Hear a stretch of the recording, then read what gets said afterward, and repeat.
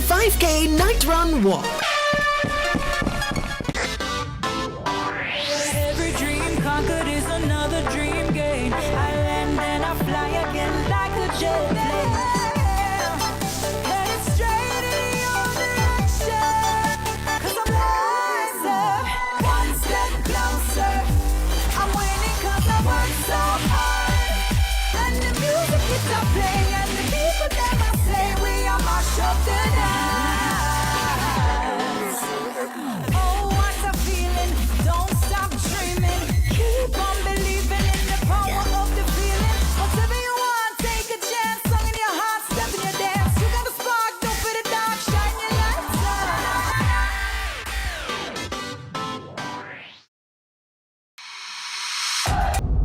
Let's delve deep into the issues. We'll take you beneath the surface. Greetings and salutations. My name is Orville Higgins, and it's another edition of Fan Central. Talking to the people at the heart of the top sporting stories. Hear from your favorite sportsmen and women and the administrators who work tirelessly to make it all happen. It's live sports talk. I've written an entire article. Yeah. Looking at all the major issues every Tuesday at 9 p.m. It's Fan Central.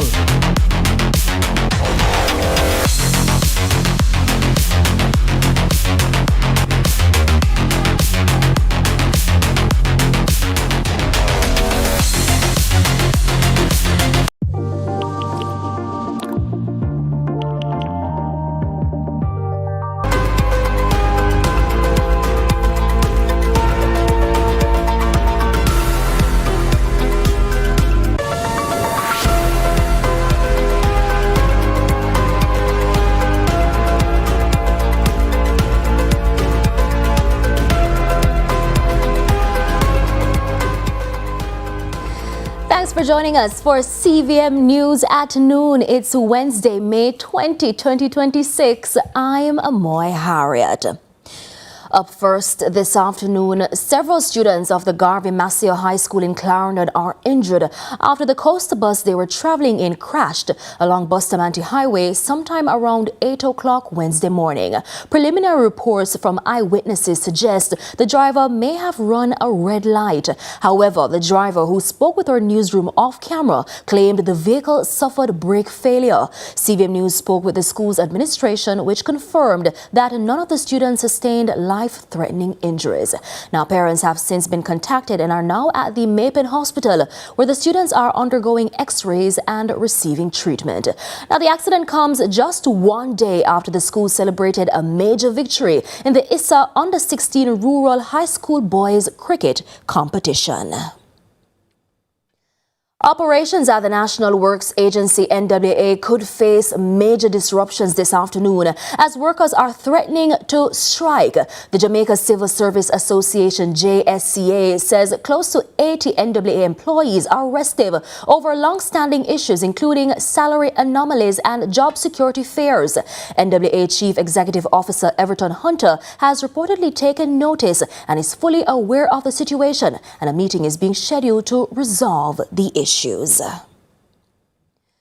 Now, with just 2 weeks to go before the start of the Atlantic hurricane season, there are mounting concerns about communities in St. Thomas that are notorious flood-prone areas. Speaking at the monthly municipal corporation meeting recently, one representative said about a month ago there was an extraordinary flooding in the parish, and despite protest actions and promises from the National Works Agency, nothing has been done. He warns that if the situation is not fixed immediately, things might end fatally. For your last part, you ever look at this? I don't nobody else know this. You ever look at this rate for your last part? You ever look at this? It's dangerous. So you have to take that into consideration.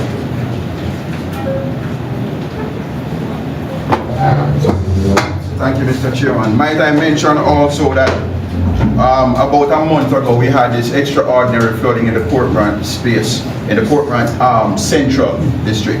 And we had a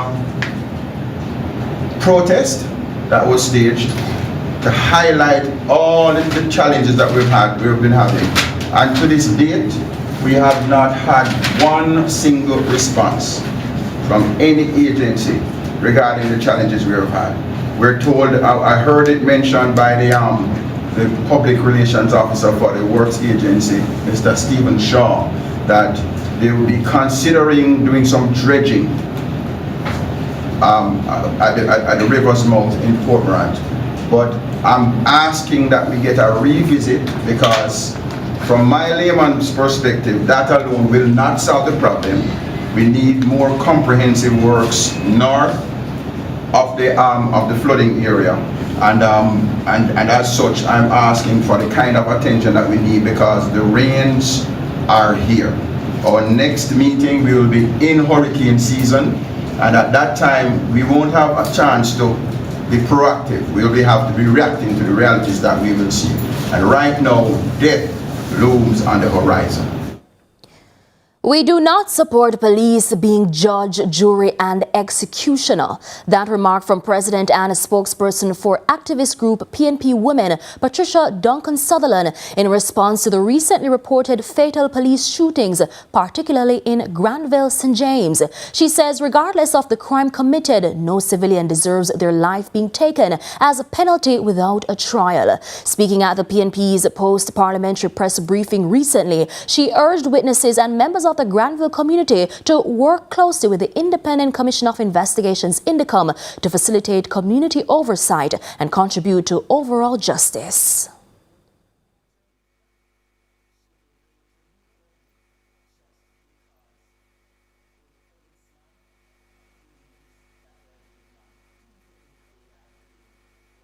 And we do apologize for the absence of the audio there. Continuing the news, the path ahead promises to balance efficiency, accountability and opportunity, spurred by the government's changes to impact PATH beneficiaries and the PATH program.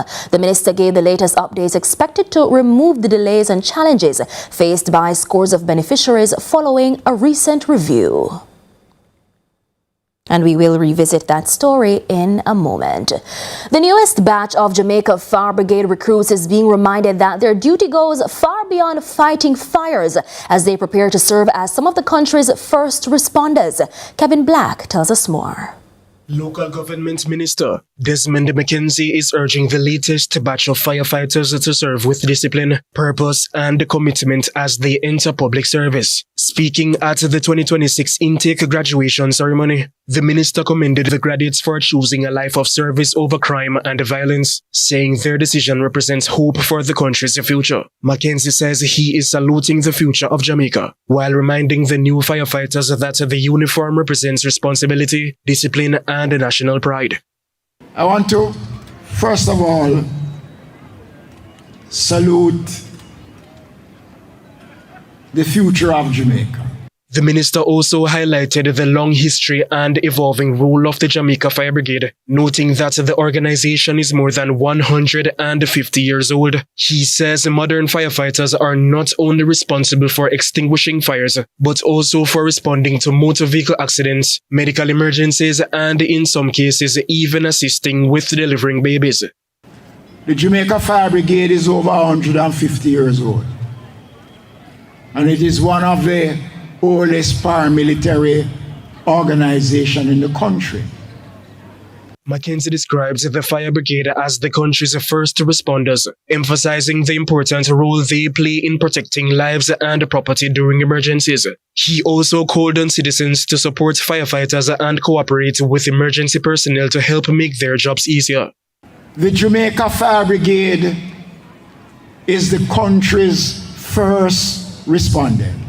Kevin Black for CVM News. Let's head now to a break. Our live interview segment is up next.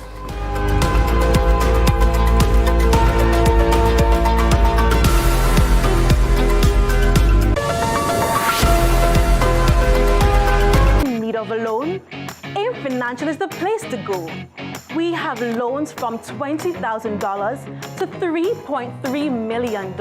Get a loan to pay school or college tuition, medical expenses, bills, fix up your house, buy furniture and appliances, repair or buy a car. And when you're done, take a vacation loan. AIM has a loan for any purpose. Call AIM today. You won't find a better deal elsewhere. Guaranteed.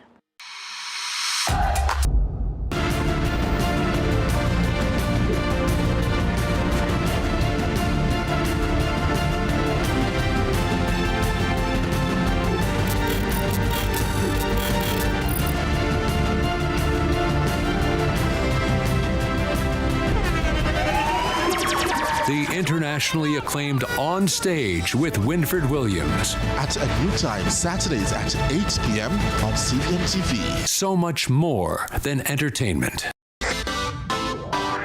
Every dream conquered is another dream gained. I land and I fly again like a jet plane. Headed straight in your direction. 'Cause I'm wiser, one step closer. I'm winning 'cause I work so hard. And the music keeps on playing, and the people never say we are mash up the dance. Oh, what a feeling! Don't stop dreaming. Keep on believing in the power of the feeling. Whatever you want, take a chance. Song in your heart, step in your dance. You got a spark, don't fit it dark. Shine your lights on.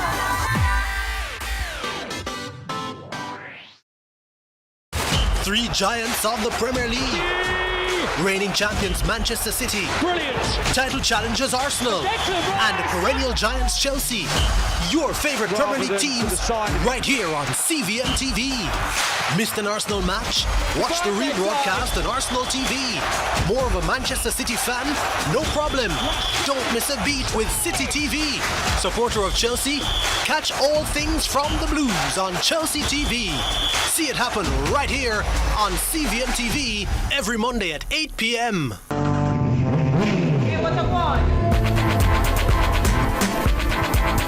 Hi, I am Candy Pang.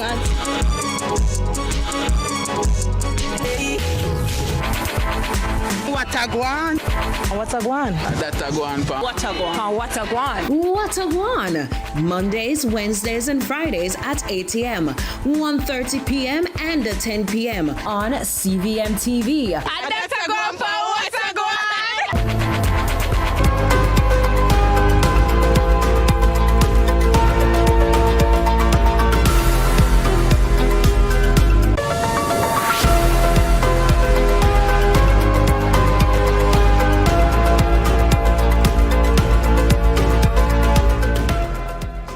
Welcome back to CVM News at Noon. The mental health of Jamaica's children is becoming an issue of growing concern as more young people battle anxiety, depression, trauma, and emotional distress. Experts say exposure to violence, bullying, academic pressure, and social media are all contributing factors, while limited access to mental health services continues to leave many children without the help they need. Joining me now in studio to talk about the emotional and psychological well-being of children and adolescents is consultant pediatrician Dr. Aloa Tumilayo Bewaji Edopa. Good afternoon, Dr. Edopa. Good afternoon. Thank you for having me. Thank you so much for being here. No, talk to us from your experience as a pediatrician. How concerning or how much of a problem is the mental health situation among our children and adolescents in Jamaica right now? We're having a significant challenge. You just have to watch the news to see how many children are involved in altercations that become physical and are fatal. We're finding fatalities even in high schools. We're having children who are committing suicide. So we do have a significant challenge. We have a real issue that we need to deal with. What are some of the most common mental health issues we're seeing right now? Okay. So this generation is said to be one of the most connected generations in terms of, social media. Persons have followers in the millions of followers, but they're also the most disconnected. So there's a, general sense of loneliness, feeling as if there's no one to actually connect to, no one to speak to. We find a lot of depression, a lot of anxiety, a lot of just, self-esteem issues really in this time. So there have been several reports of seizures recently, especially in adolescents who are either preparing for exams or who are in the process of sitting their exams. What's the correlation between academic pressure and a child's mental health? And have you noticed any increase in children seeking medical attention for mental related issues? It has a significant impact. When a child's mental health is affected, they may not be able to say, this is how I'm feeling, this is what I'm going through, but you see it's kind of in the external behaviors. So they may be unable to perform when it comes to exam time. They may just freeze, actually. Or they may experience this as more of a personally physical situation, so abdominal pain, headaches, or just a lack of desire to do things that they normally enjoy. we do find that there are more and more children being brought forward for help, especially by teachers, parents, but it's not enough. There are many children who are suffering in silence, who they just seem to be the child that acts out, the child that's just badly behaved, or the school clown, and we're not really seeing what's at the root of the problem. How much of an issue does situations like violence, family instability, economic challenges, how much does that affect children emotionally? I saw a joke recently online where someone said that we are living through somebody's 2075 history test. And really, there is a lot going on now. You know, we have different wars, we have economic crises, we have there's a lot, and especially the teenagers, they see and they hear these things, they internalize them, and it builds fear within them. They lack the skills necessarily to cope and to process and to deal with and to express what they're really going through. So the current, call it economic climate and social climate of the country, and Jamaica, we do have I don't know if I want to say an appetite for violence, but there's just a very major emphasis on violence in the music, in the way persons behave even in schools now, in the way persons behave just on the streets, just interacting generally. And I think it's become almost normalized. We're so used to it. So we do need to step back and reassess what is it that we're promoting as a society, and how is it really impacting the mental health of our youth. So earlier you spoke about social media. We see where social media and cyberbullying have become major challenges right now. How are these affecting Jamaican children especially? Right. We do have children who have attempted suicide or committed suicide because of pressure that they faced online. We've seen children who they feel as if this is the only outlet they have for communication, and so rather than going to a trusted adult or speaking to somebody about what they're going through, they express it online and then they act out. So social media has a significant impact. We have children who are unable to express themselves because they've never really learned how to. They're learning their skills from what other persons are saying online. Their community is online, and it doesn't work. You know, we have to bring people back together. So we see where many parents may not recognize the warning signs of mental health struggles, because it's a natural thing. You hear that somebody turned 13 or 14, once them touch teenagers, yeah man, she not like talking to nobody again, or he might lock up in a room from now on. What symptoms or behavioral changes should we be paying attention to? Okay, so it's very important if you have a child who was otherwise performing well in school and now you notice that their school performance is actually declining, or if they seem to be more withdrawn. So they were talking to their peers before, they were going out, and now they're more in their room, they don't want anyone to talk with them, they just want to be by themselves. If they used to be involved in specific activities, things that they enjoyed, and now you find that they just have no interest whatsoever in things that they used to enjoy. If they seem to be more anxious, if they seem to be just generally sad, or a sense of hopelessness. And if at any point in time a child expresses to you a desire to commit suicide, then you have to take it seriously and get them help. Speaking of getting help, do you believe that our schools here in Jamaica are adequately equipped with counselors and support systems to help the students? Because in the average school, you may have 1 or 2 guidance counselors, maximum 3. Right. Do you think this suffices? Our school populations sometimes range in the, from high hundreds to high to thousands. And 1 or 2 school counselors is just not going to be enough. Then we also have a dean of discipline. We need to inject more support into our schools. We need to have more school counselors. We need to have more mental health professionals. There are some schools who are able to afford private mental health professionals, and they do see the benefit of that. But our public schools do not have that advantage, and we need to start just injecting more help. There's this stigma surrounding mental health in many communities. How dangerous is this stigma, especially when it comes to getting children the early intervention they need? I think as a culture, we're so used to the madman. That's what we think of when we hear about a mental health challenge. But really, we all have mental health challenges. We all have things that we struggle with, things that we need support with. You'll hear therapists say that every therapist needs therapy, so they all get counseling. So we need to rethink the way we see mental health and mental health challenges. It's not just the person that's on the street that's homeless, though they need support too. And it's just, coping with challenges in life. Have you gone through a recent loss? There's someone in the family passed. Are you grieving something that you thought you would have achieved and you didn't actually achieve it? Are you dealing with anxiety? Well, it's important to remember our mothers as well with postpartum anxiety, postpartum depression. So we really do need to destigmatize mental health issues, and I think rethinking the way we see mental health will make a significant impact in that. And just before you go, what can we be doing right now? What practical steps can parents, teachers, and even policymakers take right now to better protect and support the well-being of our children in Jamaica? I think for parents, it's just to be there for children. Don't accept my child is a teenager and no longer wants to talk with me. Be there. Teenagers do respond when you're just there, you're doing activities together, you get them involved. From a policy level, we do need to change the way we support the schools, we support the parents. There's a lot of support that's needed. There's a lot that just needs to be done, and we need to inject funds to be able to actually achieve those things. And from a society level, I think the way that we see violence needs to change. We need to see it for what it is. Our children and our adolescents are observing all of this, they're internalizing it, and they're acting it out. We're seeing it more and more in the news. And so something does have to change. All right, thank you so much. That was consultant pediatrician Dr. Olowa Tumilayo Bewaji Edopa. Thanks so much again, Thank Dr. you. Edopa.